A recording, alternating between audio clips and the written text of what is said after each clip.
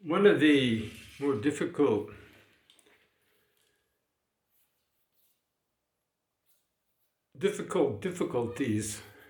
people face when they uh, embark on the practice of meditation is putting their own stamp on their practice and realizing what their practice is.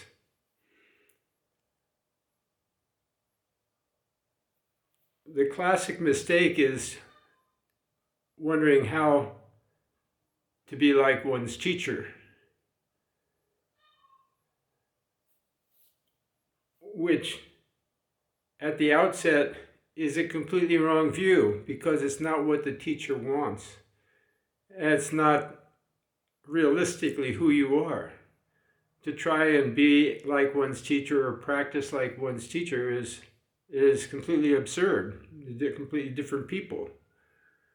If you go to a university, you don't necessarily want to be like any of your teachers. You've got your likes, dislikes, approaches to life, goals, ambitions, and so forth. Plus, your own nature, who you are as an individual. Even amongst teachers, great masters, some are very tough to be around, like prickly pears or nettles, and they poke you in various different ways, and it's very difficult to practice under these kind of teachers, but they cause you to grow nevertheless. Other teachers are like falling into a jar of honey, and it's very easy to be around them, and it's very soothing, and you feel very you feel a tremendous warmth and love around them. But even these teachers, when you're around them enough, they get to you in subtle ways, and waking up is never going to be easy, whether it's a gentle teacher or a harsh teacher. So it's only on the outside that they may seem gentle or harsh.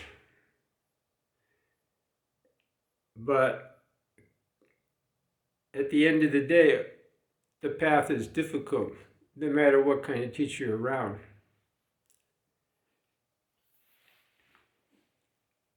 And no matter what the teacher is like, and what his personal practice is, and even what he practices, what he teaches, is not necessarily going to be what's right for you. It may get you to the point where you realize it's not right, and then go off and develop your own personal practice or your personal way of practicing what he teaches. But to try and think in a manner that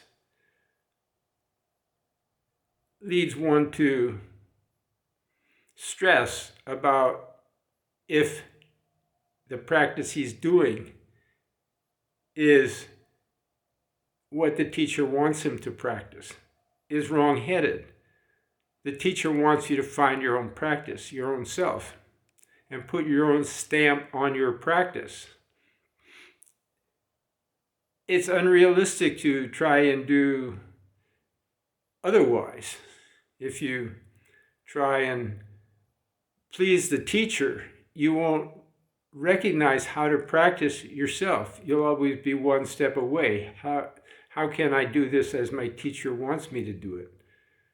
Your teacher wants you to find out how to do it that you resonate with the practice, which may not be what you think it is or what you think he wants.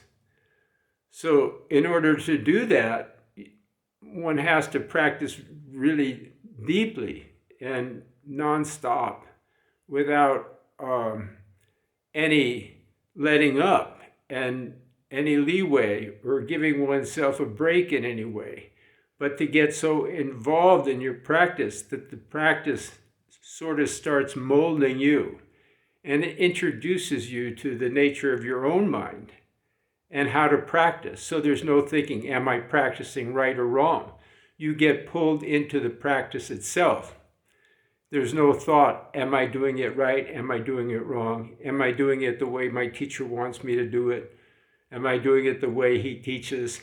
All of this just separates you from the teaching. If you're really practicing hard, there is no thoughts like this.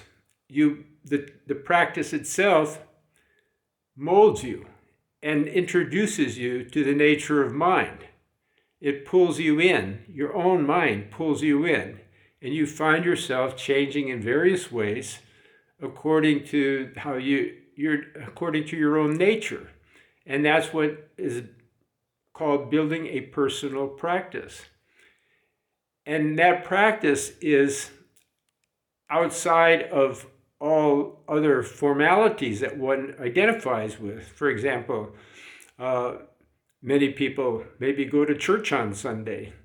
Many people go to the monastery, the temple, the Dharma center 2-3 times a week to practice with a sangha of people, lay people, and monks and nuns. These ceremonies are very beneficial. They cultivate a lot of blessings. These kind of practices, these community practices, are excellent supports for building one's personal practice. But those are secondary supports. They're adjunctive supports. They're to help you, to give you a sense of well-being, to being part of a community, contributing your part to the community, and also benefiting by being part of a community. So it's an interlinking chain of Dharma practitioners all supporting one another interactively. But this is a secondary practice. The main practice is your personal practice, putting your stamp on your own Dharma practice. And that means that when it's time to practice, you're very enthusiastic. You think, oh, it's meditation time now, or it's an hour until it's time to meditate, or you can wait. And you look forward to it because every time you sit down, you're pulled into the practice and you're absorbed into the practice. You know it's your practice. There's no doubt about it. This is the way you want to practice, so that there's no confusion. There's no trying to be a certain way. You have a conviction, a certainty that you're practicing correctly, that you're practicing your own truth. And that's what's the most important thing, that you know that that is your truth. And you live it, and you practice it, and you build on it every single day. Your own mind, your own heart will not lead you astray. Even if you practice incorrectly, you will realize that you're practicing incorrectly if your heart is sincere.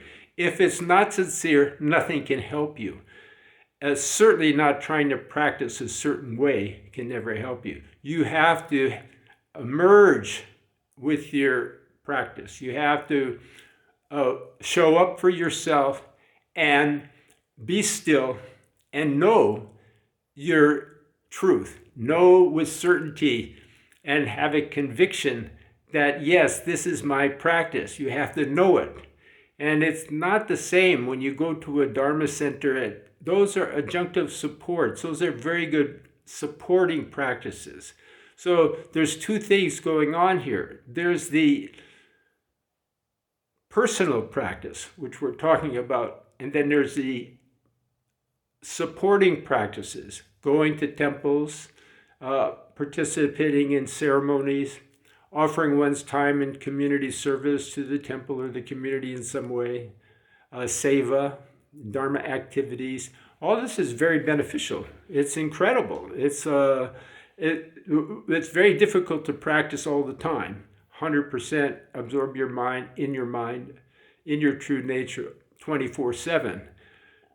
We can maybe do an hour, 2 hours, 3 hours a day, but then what else are we going to do? Okay, we have work and stuff to do, but even then we have extra hours. So if those hours are spent productively, We may go to a temple, we participate in Dharma activities, and so forth.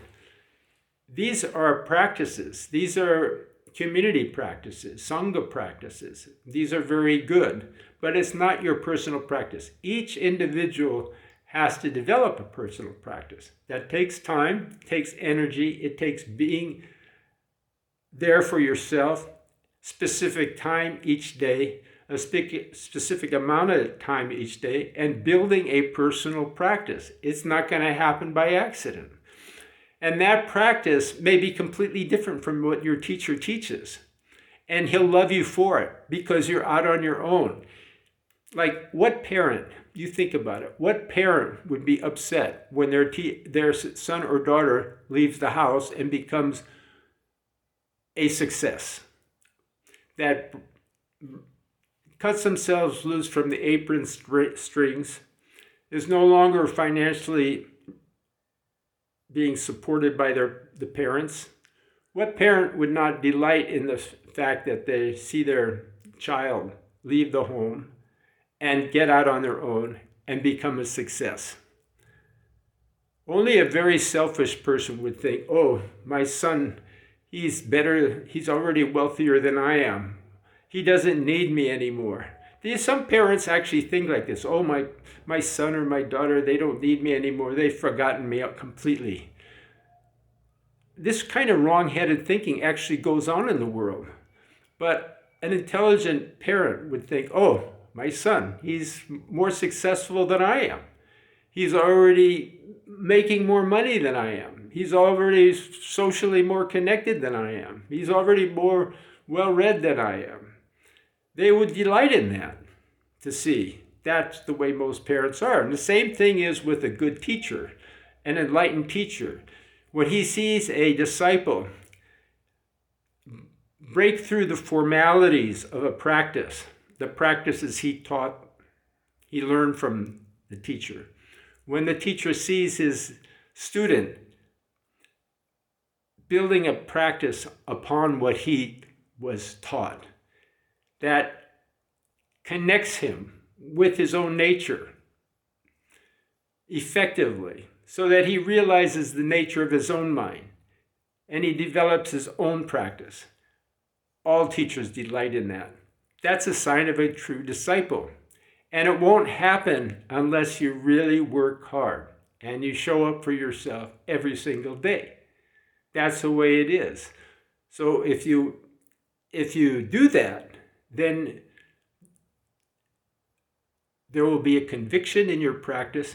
There'll be a certainty in your practice that this is right, this is the way, and nothing can shake that. You'll be unmoving and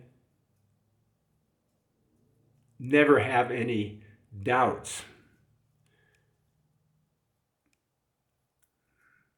And practice will become a complete delight.